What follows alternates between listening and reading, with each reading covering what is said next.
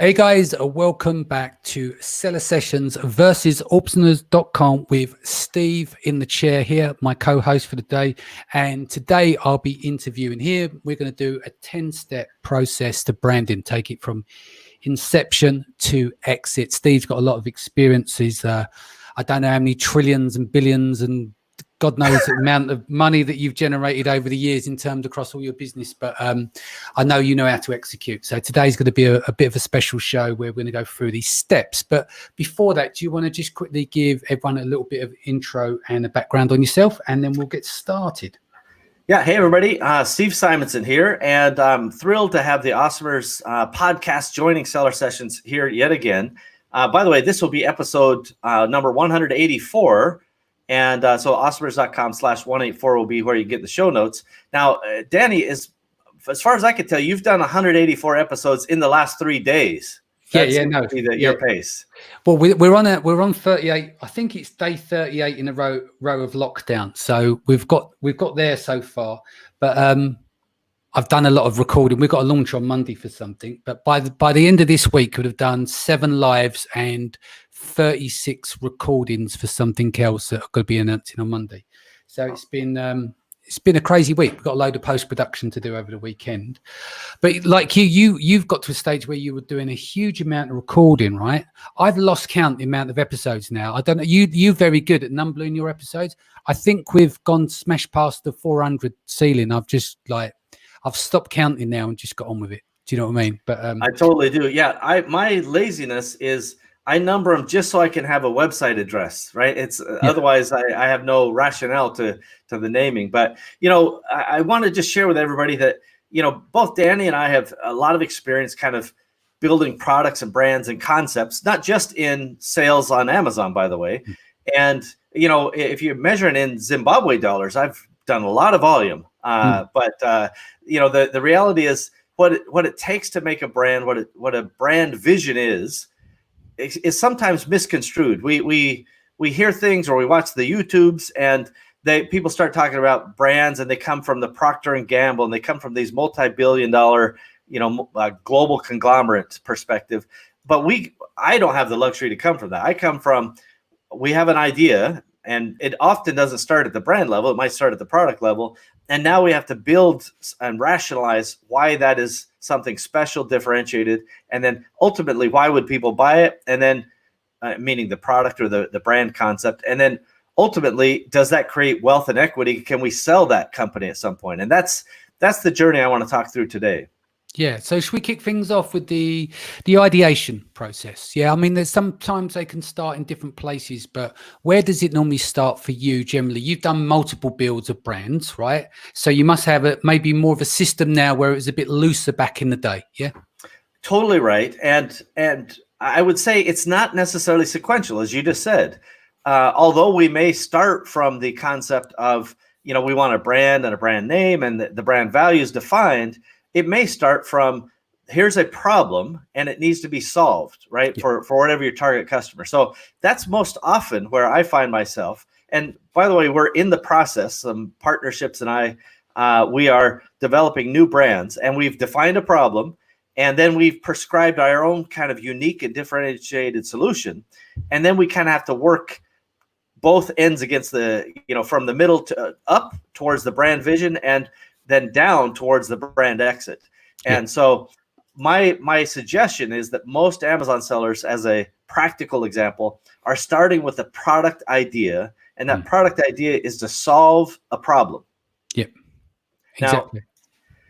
Now, you may agree with me on this, Danny, or not, but a lot of the Amazon sellers don't start trying to solve a problem. They start by trying to knock off something else that's selling really well. Right. Yeah. It's like it's like your learning process, isn't it? It's like, how do I get into this? Okay. So let's take a product and make it better. Let's get good at that. Once we get good at that, maybe we can start to think about having the experience of developing a product, creating molds. And then from there, it's going to be patents and it just goes on and on from there. But we all know, and I'm sure you've probably got the same thing. Like I always say, my first product was terrible, but it was the greatest thing on earth when I first done it. But, as you get through, you get better. It's like you fail your way to success. It completely is. And I don't know any other way to do it. And I can say unequivocally that your willingness, an entrepreneur's willingness to just plunge in, make some decisions, and start that learning process is ultimately what will define whether you kind of hit it big or just kind of plan forever and never launch. And that's a terrible thing. So I far prefer people make that launch, commit to their own education, including the failure of that first product or the second iteration. And failure, you can put in quotes, right? It doesn't mean it's unlikely you're going to have some product and you launch and 3 weeks later, some giant company says we'll give you $1 billion, right? It's most likely you're going to just learn, and it's hard. You have to learn all these things kind of the hard way. Yeah, and generally, and sometimes you learn through the struggle, and sometimes at the time it doesn't feel like you're learning. You feel like you're being beaten up, don't you? And you got to drink from the man up cup. But then you look back in 6 months' time, and it's the greatest gift sometimes that you are learning from that. And I think sometimes, as warped as it may sound, I think people remember learning process if they've experienced pain, for instance. Like because you don't want to feel that way again. So subconsciously it's there. So this is why I think same with entrepreneurship about bouncing back. Once you hit something where you've had a real rocky road, they always say setbacks make way for comebacks, and I think they can be some of your greatest learning moments. Because give me a person who's never failed, I'll give you someone that has never learned or experienced life.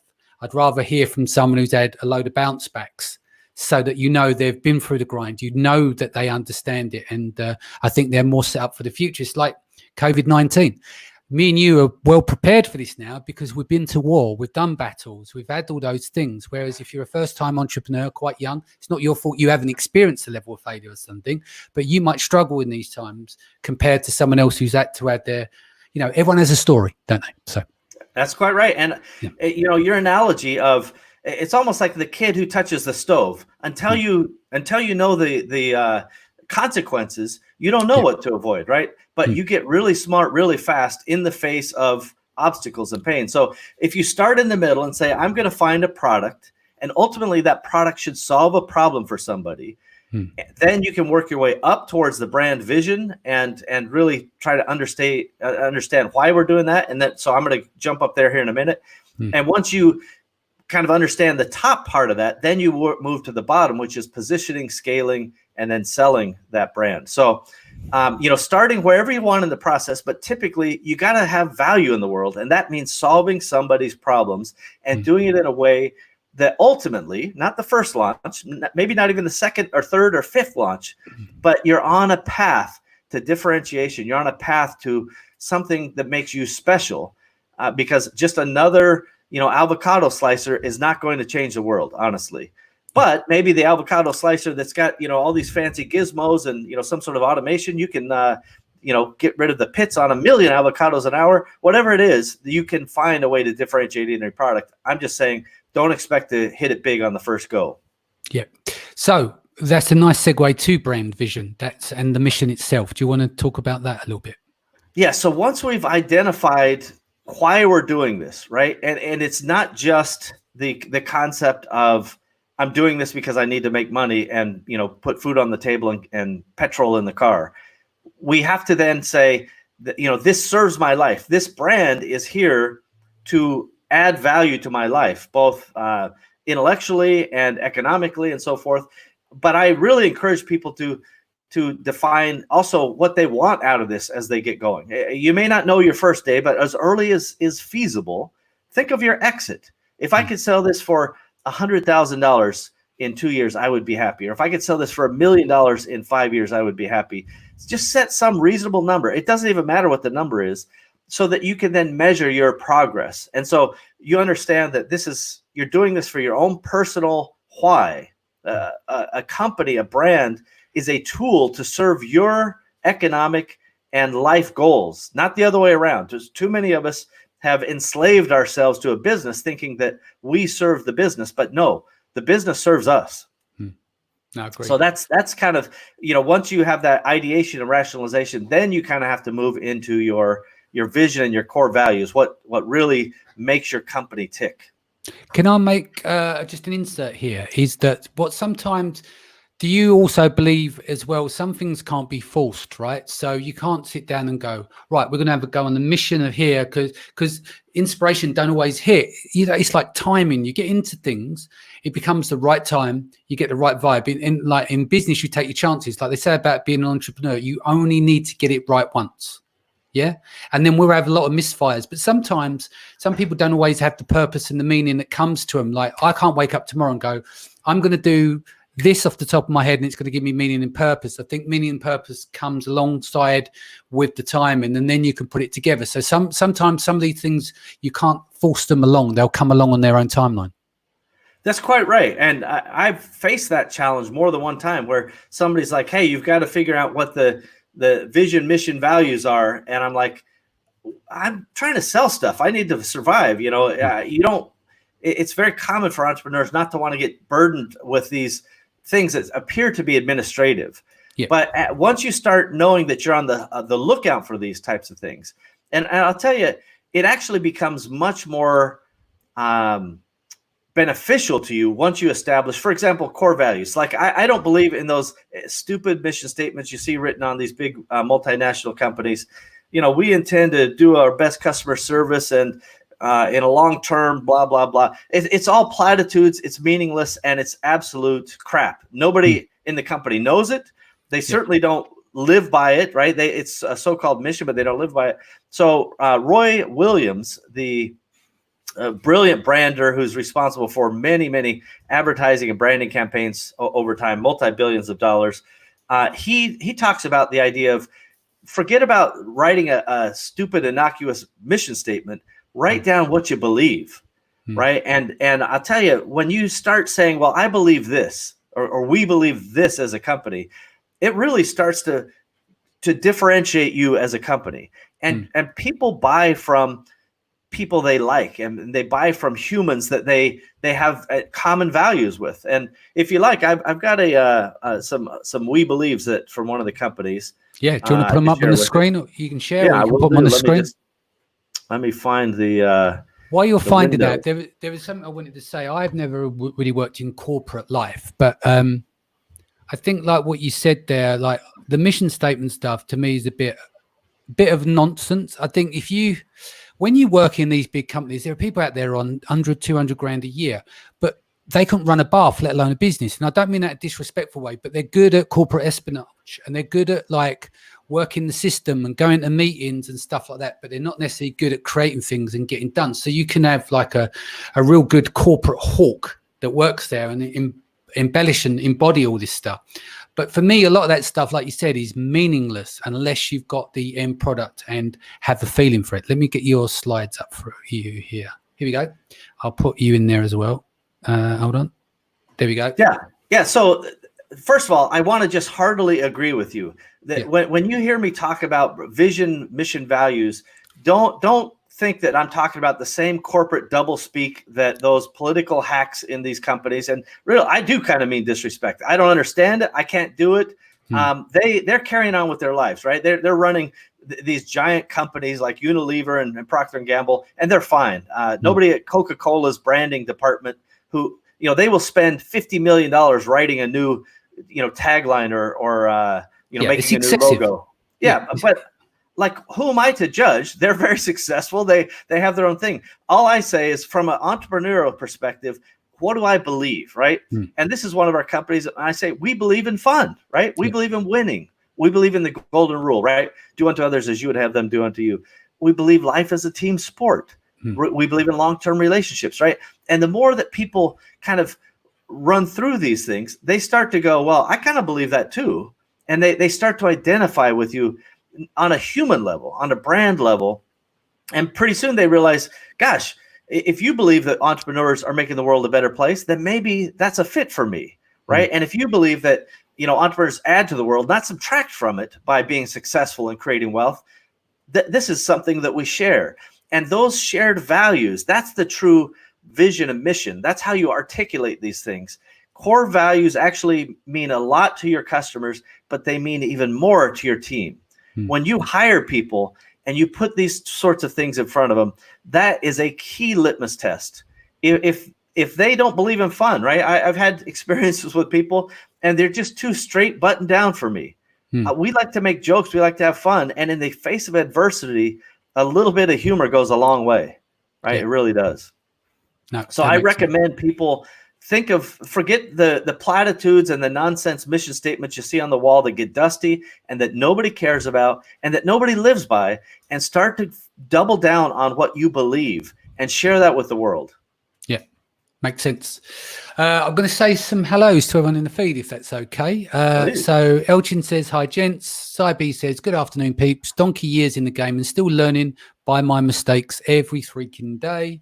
Tiff's back. Good morning, guys. Deepak has asked, do you put your website or social media link on your Amazon product packaging? That is a yes. But we'll get into that a bit later. Hello from Grimsby. H. Hissing is from Tamworth here. Joanna is saying hello. Pat says, hi, gents. Selva is back from Singapore. And then we got fire emojis from Andrew in the feed. Michael's here. Herb's here. Cindy's here. Joe is here. Sophia's here as well. Hello, everyone, and welcome if you have just joined us from the different Facebook groups across, of course, Facebook. So, Herb's here we go. Hello, I started with customer brand, then the product. Yeah, good, right? Knowing your target audience, understanding. And by the way, the worst answer you can give as a brand is, I want to sell to everybody. That ain't going to work. You need to find exactly the smallest kind of niche you can find. Now, it shouldn't be like 12 people, but it should be so specific that you really can speak to that audience in a very unique way, the way that they speak, their own nomenclature. Starting with the customer and the concept is a very fine way to start. And I want to be clear. Danny's already said this. I've said it a couple times. Where, even though there's 10 steps, where you begin is irrelevant. This does not have to be sequential. This is not a step-by-step color in the lines or what have you. This is a build it and then make sure that you evolve up and down as necessary. Yeah, I mean, it's the obvious stuff. What happens now, if you start a new brand on Amazon, the first thing you go on the checklist, we're going to need a trademark. Yes, let's get that done because we want brand registry. That's obvious, yeah? And then you want to go, okay, we want a accrual accounting rather than cash accounting. Why? Because you want to sell but they're not necessarily like steps. They're just check boxes after a while that you learn that you want to put them in a some sort of order when you're developing. But like you said, Steve, what matters is getting going, having the idea, having the meaning, having the purpose, solving a problem, etc. Yeah, and without all of that kind of corporate doublespeak and nonsense weighing you down, right? One of our next topics really is how do you then, once you kind of have your general why you're doing this and how you expect to get out, and that you have kind of your we believes and your core values defined, then you can start to create a logo and a tagline. But I cannot tell you how many people I've seen who kind of either start with a logo and a tagline as if that's the defining characteristic of a successful company, or they spend weeks or months worried about it. I've just spun up a few different brands, some different companies that have the potential to be quite large very, very quickly. And I literally spent $30 having a logo made. The first 2 submissions just came in and went straight into the logo repository. We don't care. It's like, that's fine. If we change it later, who cares? It's just not that big a deal. Don't let that slow you down. You need something for identification. You need something to start to rally around, but don't let these details become your focus. They're not that important early on, and you can change it later. Every company I've had, including ones that were already past 50 million in sales, inevitably, there's some reason somebody rationalized we need to change it. And you go through a whole different process at that time. Don't let it slow you down early on. Yeah, makes sense. Brand story? Yeah, so this is a missed opportunity. I don't see very many people doing this in the Amazon space in particular and e-commerce entrepreneurs in general. I want you guys to tell the story. And so many people tell me their story, and I hear it, and I'm like, wow, that is amazing. I love that. You should tell your customers that story. And they're like, well, no, it's not, I don't really see the attraction to it. But the story of how you started or why you started, right? It can be the truth. It doesn't have to be made up. It doesn't have to be a fantasy. And you've heard all kinds of stories about people saying, well, I started, and I bought this razor company because I really enjoyed the product, and so I became not just a customer, but I bought the company. That's fine. It's a good story, but everybody has a story of why they started, how they started, and people actually want to hear it. And by the way, for the awesomers who are on the mailing list, we send you a free SOP, how to write your company story. It will take you a couple hours. You can't force it, but we do it in a very fun and humorous way. And I essentially say, imagine that you are with, that your idol, your business idol, whether it's Gary Vaynerchuk or Tony Robbins or Elon Musk or, one of those icons, whoever they may be. And if that's not your icons, pick your own icon. But you happen to end up sharing a taxi with them somewhere, and you've got about 5 minutes to tell them your company story, how you started and what motivated you and some of the obstacles you overcame in that very short time. That's the story you need to bring up. It's interesting, even though you don't think it's interesting. Yeah, that makes sense.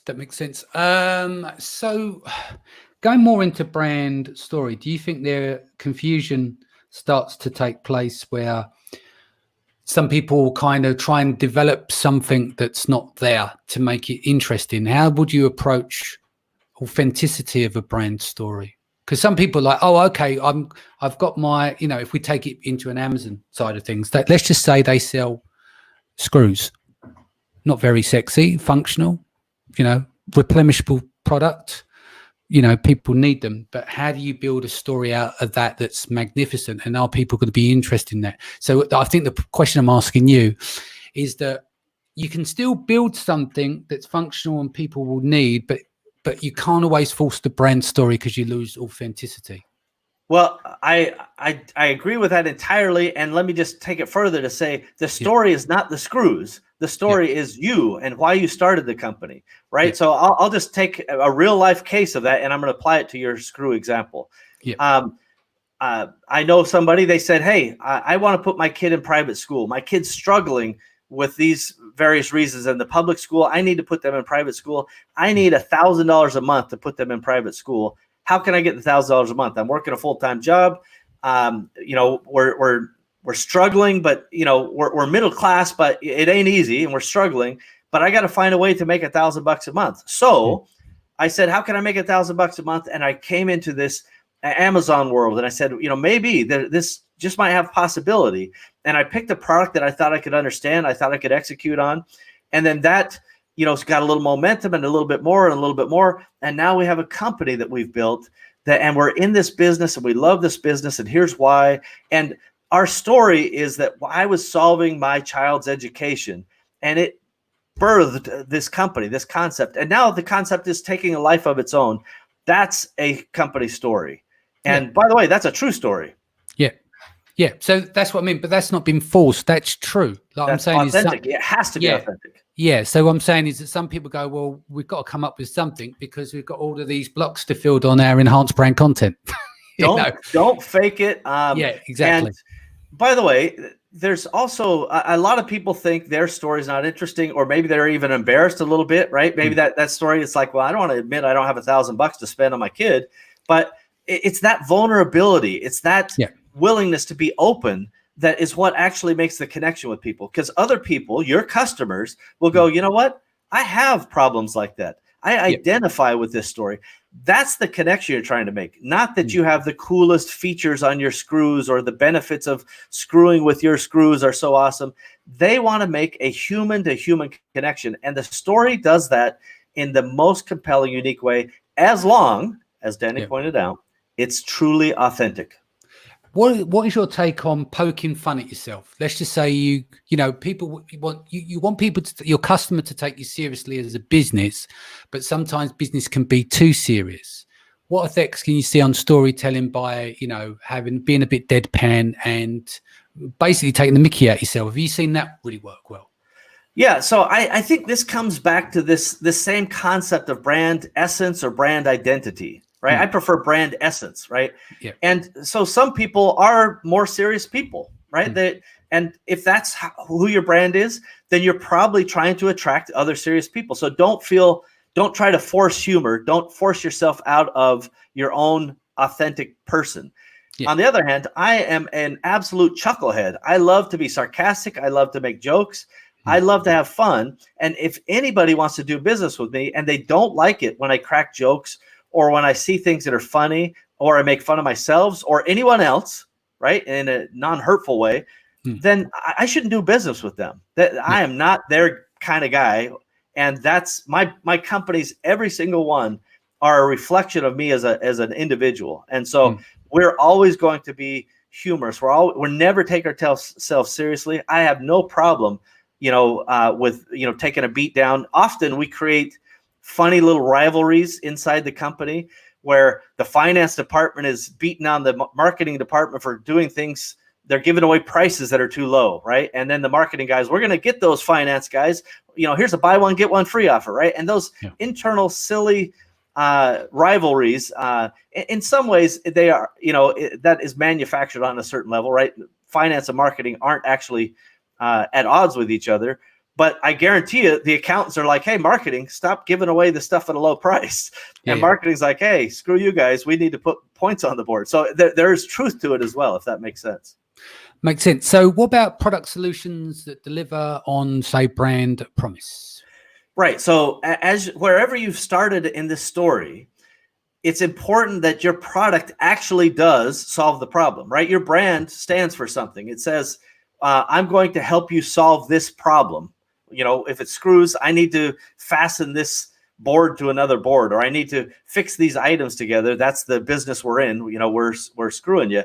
And that if you can't deliver on that promise, if your stuff actually fails or it's poor quality or any of those types of things, then you are not going to deliver on a brand promise, and you're just another pretender, a poser, as they used to say when I was growing up, and that's not going to be a sustainable business. So make sure your product does solve a problem, and that you, in fact, do as a company live up to whatever promises you're making, and don't make promises you can't keep. Yeah. Makes sense. So a few more hellos. So Herb said, like helping you get a better night's sleep. I think he's referring back to the custom and the brand promise earlier on. Owen says, hi. Yelchin says, hey guys, nice to see you. Sybe mentions Donald Miller storyboard is also useful, going back to the storytelling earlier on. Henrietta said, good morning, gentlemen. Thanks for doing this again. Nick says, good to see you, Danny. Hope you're keeping well, bro. Thanks for all the content. You're putting out, stay safe, stay humble, as always. Thank you, Nick. And also thank you for the mask, for the donations, for the cross donation for the NHS. Elchin is coming and says, what if if I see example, I suppose, see potential in pet products and starting pet brand, but I don't have an interest in a pet, just starting a business. How can I say authentic story or selling beauty products for women and I'm a man? Very good point. Do you want to take this one first? Yeah, absolutely. And again, I want to just reflect back that it's not your interest in pets. Maybe that's not why you got into it. Why did you get into it? Right? What in fact did stimulate you to do it? There was some kind of motivation, and it's probably both financial, but also kind of big picture, right? I wanted to be independent, or I was working a job I didn't like. And so I started this business to get independent. And the more I've learned, the more I've evolved. It's not the product. It's not the item you're selling. It's why you're doing this. This is part of that brand story. And all of that will be authentic because it's the truth, right? And it's more compelling than you think it is. I guarantee you, Danny, right now people are listening and they're like, well, my story is just not that interesting. Steve said that one about putting the kid in school, but mine's not that interesting. I just wanted to have extra pizza money or beer money or whatever. I guarantee you, if you think out the story, and again, we have a free SOP that will help pull out that company story from you. Everybody has a unique, compelling story that will resonate with someone, and that's someone's who you're looking for. And a quick note on whoever Herb, he says, like helping you get a better night's sleep. That's fine. I think that's a nice concept. But it's like helping single moms get a better night's sleep, or helping, contractors get a better night's sleep. You really have to niche down because everybody wants a better night's sleep. So that's your audience is not the world. It's got to be some small sector that you could be important to, in my opinion. Yeah. Just a little reflection on what Elchin said here. He's talking about, say, for pet products. Now, I know people that sell pet products but don't have pets, but they've got lots of empathy. And I think people with pets like dogs and cats and stuff, they're naturers, so they have empathy. So you can channel that in a slightly different way, because you can look at whatever way you're making a difference. If it's supplements, and let's just say you've got a scientific background and you can work with chemists, etc., and there's an improvement there for ligaments in the back, like dog's back legs. You don't have to own the dog, but there is a mission there that where is suitable for you. So there's a byproduct of that. I know guys whose partners, they work together as a team and they sell women's products, and that's fine. As the women, the woman in the relationship, obviously the woman is sourcing these products, but you're working on the other part of the mission where you can help. Yours might be the financing or executing on marketing, SEO, external traffic, and everything else. So there are means and ways to work around it, but it is always healthy to have an interest, even if it's come from a slightly different paradigm. Totally right. And I want to double down on that a little bit. Whatever you're selling, there should be some intended benefit. You're not selling a product, you're selling the benefit of using that product, right? So in the ligaments improving in the dog, that means the dog feels better. That means the owner is happy. You're selling happiness. Yeah. And so the why the company is, hey, I needed to have some extra money, and we were struggling, or there's some struggle bus story typically that involves why you started the company. But then here's what we're accomplishing as a result of this struggle bus that we rode, if that makes sense. Totally. Next step. This is what you've done with Aplomb over the years, apart from the time you were spending zillions on AdWords and you scaled a bit too far. But nail it and scale it. And you've done this over and over. Do you want to take this one up? Well, first of all, you really never miss the opportunity to remind me of losing $500,000 in 90 days, based on my own arrogance, by the way. So yes, I did. I like the fact that you could talk about it. You didn't do it once, you've done it twice, and that's because I'm a slow learner. I think you can do it. Well, you do it twice, but you're still here to see the day. You learned from it, but no, it's a fantastic story. It's a story that you can be proud of, because what you've done is you pushed the needle. It's like, how far can I take this, and where is the ceiling? You found your ceiling, and that's fine. And it didn't take you out the game. You made a big, some people, what you spent on that AdWords in a month will never make in a lifetime. So, so at the end of the day, it's relative to your position, but you went on and grew a big company. If you remember, part of that story is that you were stuck at 3 to 5 million, and someone basically were laughing, saying, come back to us when you hit 25. And then you went back and done the 25, and part of that journey is to obviously to scale it and nail it. So that really is the right thing to think about. Is before you are so concerned about scaling, right? We hear this word scale, and don't do that because you can't scale it. Almost everything you do early on is not scalable, right? You don't have the time, you don't have the experience, you don't have the money to put together a scalable solution on day one. It's just not possible. Nobody does, by the way. I don't. Elon Musk doesn't. Nobody does. It's almost like the laws of economics, right? So you start with figuring out what works. And so before you try to pour in a big old bunch of money in marketing or operations, before you really dump massive resources, you have to really make sure your system is working. And in my view, the best equation you can use, we call it the basic sales equation, which is essentially defining your input metrics. Maybe they're shoppers, maybe they're visitors, maybe they're how many customers you have or the lifetime value. But there's some basic sales equation that says with these inputs, equals marketing dollars spent, time spent, whatever it is on the other side of the equation. Those are the secondary part of the equation. You should be able to start making things predictable. And ultimately, that looks like I'm generating this many leads. I'm turning those people into shoppers. I'm converting them into customers. And when I do that using these various sources, whether it's Amazon ads or Pinterest or any of the lot of them, you figure out first what's working. You try to figure out the limits of the scale very slowly. You got to be very careful about that. And then as you do that, then you apply that working model. Let's say Pinterest is working. You try that on Facebook, or you try it on YouTube or Google or wherever else it makes sense. And again, I'm not ignoring Amazon. It's the same exact formula on Amazon. Figure out what works and then try to apply that to other engines. If you start on Amazon and move it to Google AdWords, fine, I don't care. All of that is data. And you then are taking that basic sales equation.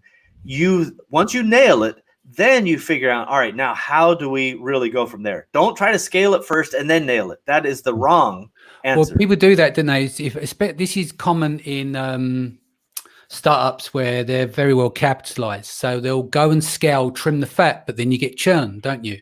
I call it permissions of scale. Like you do is you work out where is the point of scale. An example, much smaller scale to what you do, is like with our agency, we nearly went down the road of doing the full service agency outside of PPC.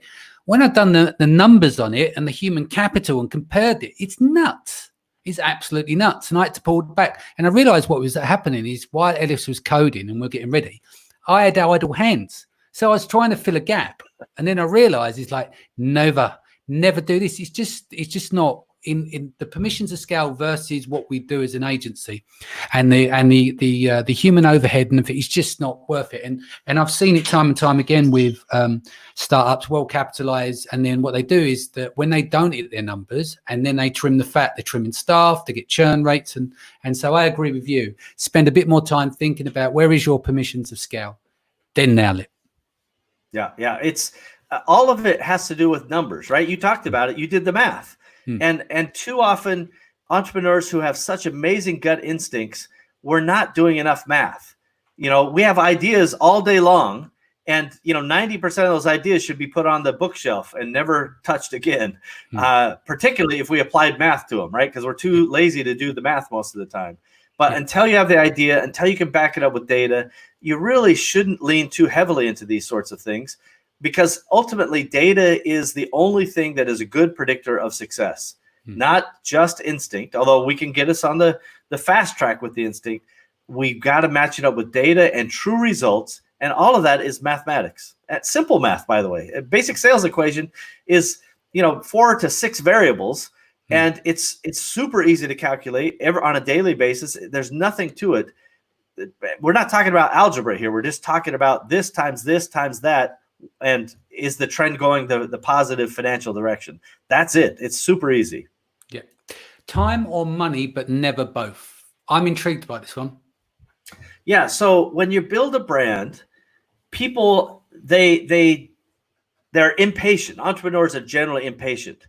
And so if you don't have the capital, then patience is a virtue, right? And so you cannot go quick, especially if you lack capital. And when you go quick, then you are not going to be able to have the patience that it takes to execute well. So my whole point here is focus on what you can focus on. If you have the capital, you still need to be focused on making that capital deploy properly and have a good ROI. It's okay to have some slop in the gears, right? Amazon said, we're going to go as fast as we can, and we'll backfill the operational excellence. And there's obviously that for them model that worked very well. A lot of us can grow through that. That's when you have capital. If you don't have capital, which this is why it's time or money. Usually you have time, which means you have to be patient, or you have money, which means you don't have the time.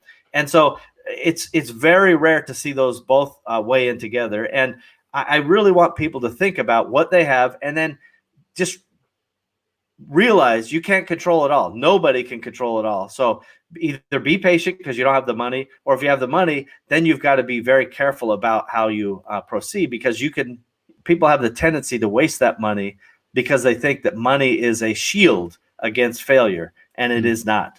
No, the impact goes back to the patience and being impatient. You got the money, you spend it because you're impatient. You want to get there, and you can't let your ego get in the way.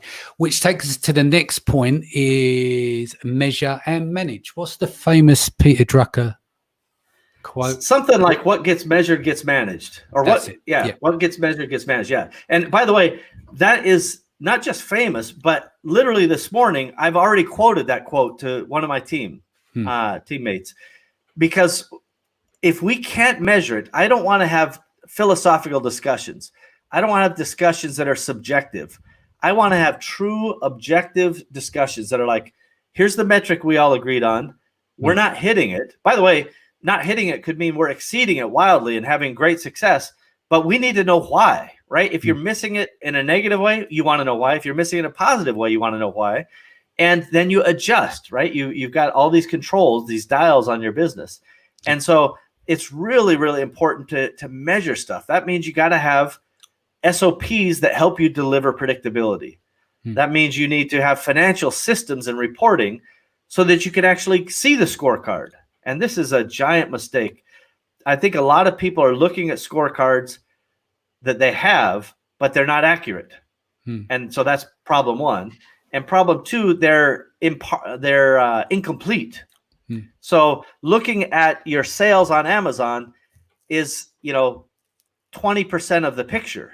If you don't know your landed cost, if you don't know your true financial burdens all the way up and down the business in a true cash flow and profit loss category, you're playing with, one arm tied behind your back. It's just not going to work.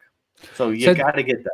So over the years, multiple business, you've got the experience to build the scorecard. You understand how to set up your spreadsheet and measure what needs to get measured.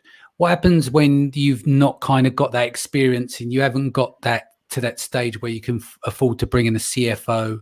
What would you do there? Well, to be honest with you, Amazon sellers have it way easier than I have ever had it or will ever have it, because they could pay a few $100 a month to these agencies who can pretty much automate their financial systems, right? They bring in all the relevant sales data. You have to provide inputs in terms of the expense and costing and product side of the data, but they'll give you financial statements once a month, and they're dead simple. It's, it depends on the size of the business, but from $300 to $600 US a month, that is stupidly low. And I see so many people, they're like, well, I don't want to spend $40 a month or $50 a month, or let alone $300 a month. And I'm telling you, you are absolutely, you're missing the boat. You have to know your numbers. And that is the cheapest result that you could possibly get, honestly. Would you also say that you can not over measure, but you take in too many metrics, but then don't optimize for any because you become burdened by overwhelm? Is there 3 metrics across all of your business you stand by? Obviously, you want to know profit, but are there 3 that kind of stand out that might throw people off? I mean, I have 2 main metrics. I want to know the percentage of cash on hand and how much we spend on monthly on the percentage. And my guys can build these beautiful spreadsheets, but they're the 2 metrics I'll zone in at first and then go back out again. I want to know how much cash we got on hand on each of the business, and I need to know there's at least 6 to 8 months, and I never like to go over 66% in terms of our current turnover. That's just 2 little golden rules before I really get into the data. But what about yourself? Well, we're fundamentalists in many ways on this. We want to track revenue and its trend. Yep. We want to track gross margin and its trend. And there's a subset of gross margin that we often refer to as gross contribution. Yes. This means a little extra weighting goes into that gross margin. So on an accounting, I'll call it a nerd accountant GAAP basis. And I'm sure they have their reasons to help us to file taxes, but I hate GAAP stuff. There are certain rules that says, well, cost of goods and maybe some freight, but not this other freight. So gross profit in its pure sense is not always a good indicator. However, gross contribution, once you kind of weight in the things that you think as a business are important and variable and relevant to that product or sale experience, that is then instructive. And you look at that contribution and you're like, all right, now compare that to whatever fixed overhead that I have. And we look at mostly the trends of those key indicators. Are we going up? Are we going down? Right? If your gross margin drops by 3 or 4%, you really want to know why. Yeah. And in the world of tariffs and duties and surprises, these things really do have variability to them. So understanding that is truly essential. And there are plenty of other things. I completely agree with you. Your mission is not to come up with 40 data points to think you're like NASA launching missiles. You just need those key indicators. There's both. Some of those are lagging indicators. How are my decisions worked? And then Yeah. you need to develop some forward indicators as much. Do you know why I like those two metrics? Because they don't lie. They're either 66% below or above. That's a fact. That's what you spent that month or not. And then the other one is you either have that cash on hand or you don't. So that's why I like them as like static metrics.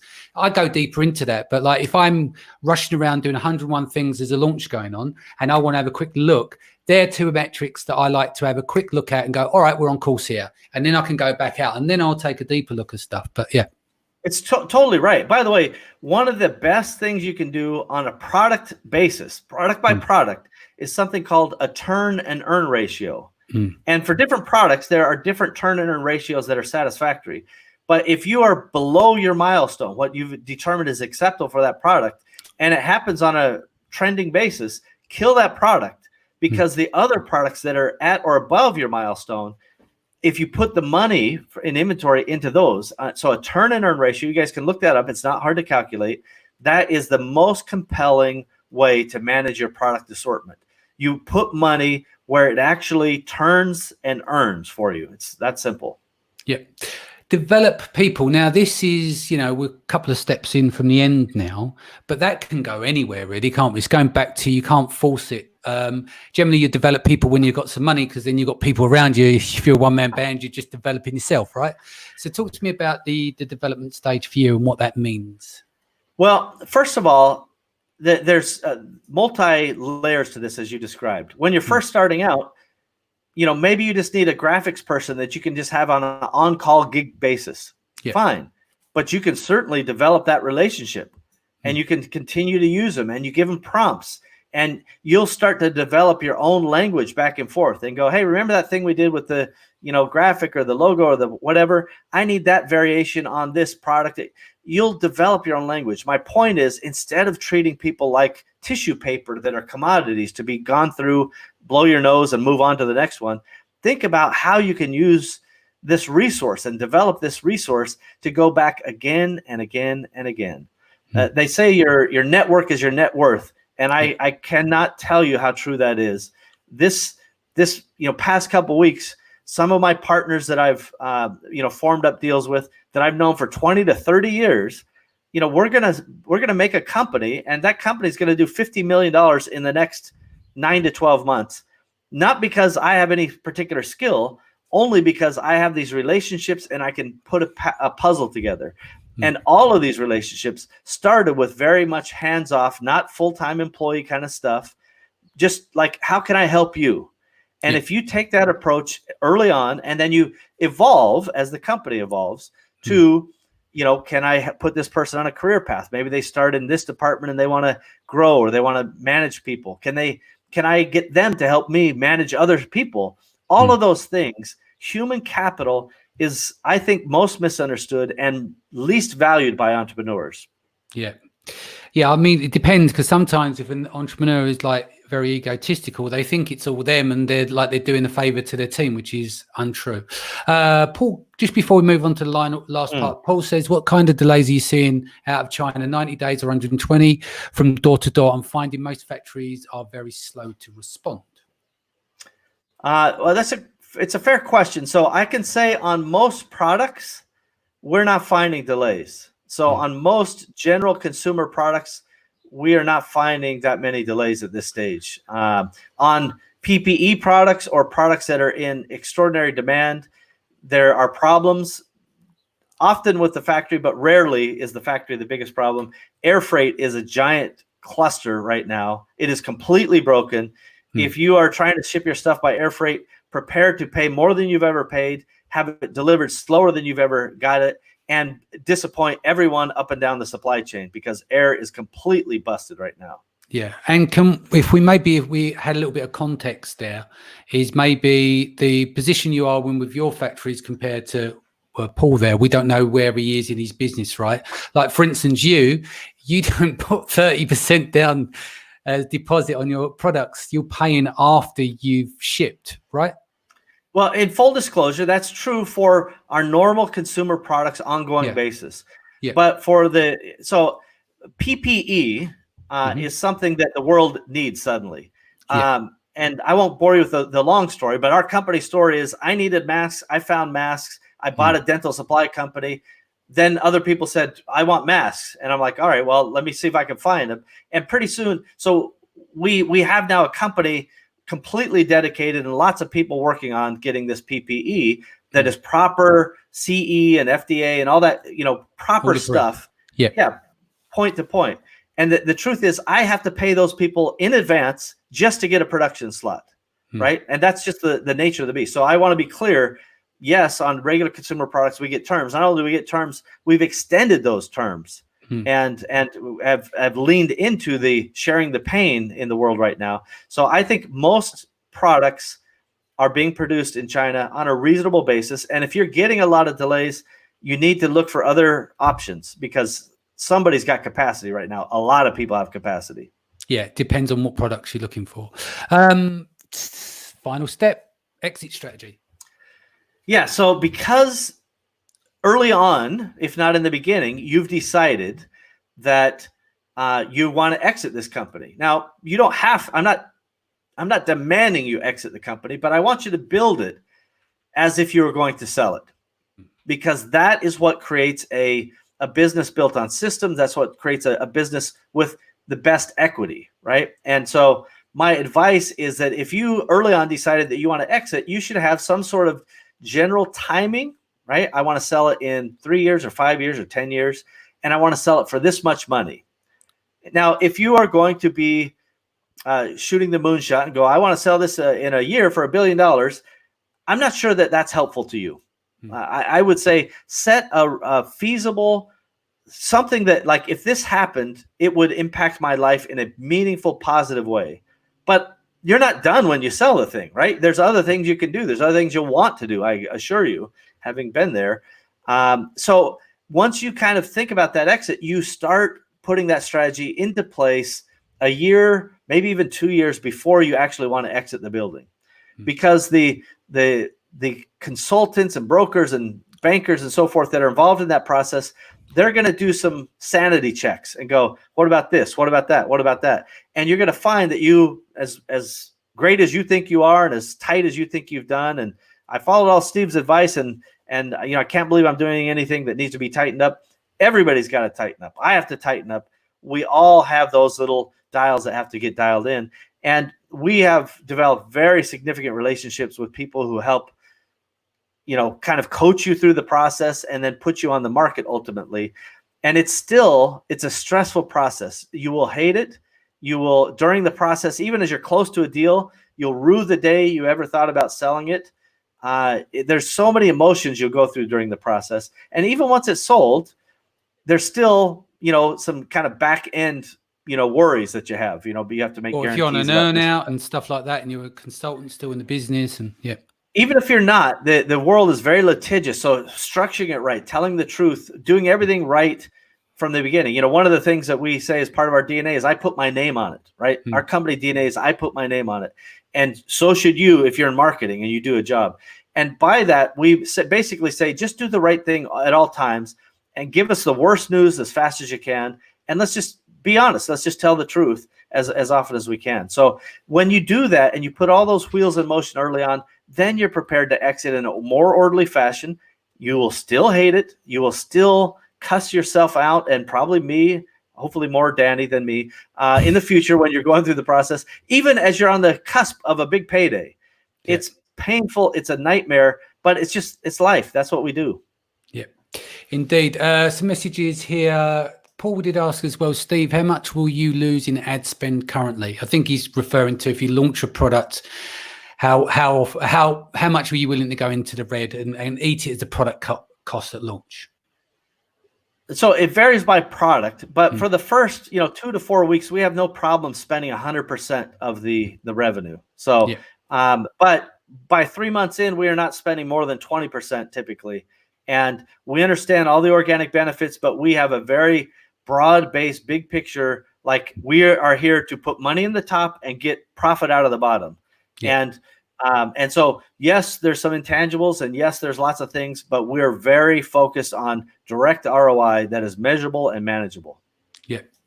Henrietta says, I don't think China has delays anymore. I think a lot of that 95 capacity now. I think when I was speaking to Kian, Selva says there is delay in the complete process. So China is also part of it. There is a delay in the complete process, so China is part of it. I think that's the air. Maybe Selva's talking about the air. Global air freight is completely broken. It doesn't matter if you're a parcel carrier like DHL or FedEx or a cargo carrier. The lack of 95% of commercial flights is killing us. And there are lots of, containers are not solving the problem. There's just lots of problems. And it ain't getting better. It's getting worse day by day. And that means the price is higher and the predictability of when you're going to get the shipments is lower. Yeah. Paul says, Danny, do you follow Gary Vee? Absolutely. I love his no-nonsense approach to everything. Steve, do you like Gary Vee? I like some of his newer stuff. So I think, for just having the style of just dropping F-bombs to get attention is not my thing. No, that's fair enough. I do swear. I need to get that under control. But yeah, I don't actually mind the swearing. I just think it's a cheap stunt to get attention. I think Tony Robbins does the same thing. If I could just start dropping F-bombs all day, I'll get somebody's attention. But I say, he doesn't need to do that. He's brilliant. The other thing I'm not a fan of is what I call struggle porn. Like we don't have to say, like, grind. And in the last 6 to 9 months, I've seen Gary go, hey, wait, just to be clear, I want you to work hard. I want you to grind. I want you to put in the energy. But that's not how life is long term. You can't do that forever. And so he really has broadened his kind of perspective. He's addressed that. Because I think, who's it? Grant Cardone kind of goes after him. Like he gives him sly digs, saying about baseball cards and talking about having a side. Grant Cardone, I know the name. I don't know his style or what he does very much, but I can say that I think Gary is brilliant. I think like 90% of his ideas, I do like the no nonsense. When somebody goes, well, I feel this way or that way, it's like, I don't care. Nobody cares. Stop your feelings and get the facts. Yeah. I'm a fan. It's like, that's right. I also don't care about, your excuses. I talk to people and they're like, I was going to launch a brand in 2014, but then my cat got sick. And then on the way to the vet, I got a flat tire. And then the tow truck driver was hitting on me. And it's like, I don't care about any of that story. That is not a good company story because you never launched. Yeah. If you did all of that, overcame the obstacles and launched, now I'm a fan, right? It is that simple of a paradigm. Overcome, persist, and make it happen. Yeah. Makes sense. Is there anything you would like to add before we go? No, I will be having a 1 hour swearing, dropping the F-bomb consistently no, I'm just kidding. I thank everybody for joining us. I hope this was instructive. Again, if you go to theawesomers.com/184, we'll try to put the show up there at some point. And if there is a mailing list that we mail you free SOPs, how to find your personal why, something about org chart, doing your company story. All of this stuff is free and it just shares our opinions. If you don't like it, don't use it. Well, we're open to being wrong. It's just we're not. I'm getting tired of being right all the time, Danny. Yeah, indeed. So we'll get you back next week. We haven't come up with a subject yet. It's been 2 great weeks in a row. Maybe we'll put a bit of a team together, but ultimately I'll do the announcements Monday or Tuesday, what we'll cover for next week. But thank you again for joining me on this dual cast. This will go out on set of sessions on the podcast tomorrow. So we'll bid farewell to everyone. I'll be back here at 4 p.m. tomorrow. Much love. Take care. Stay home. Hope you are well. See you soon.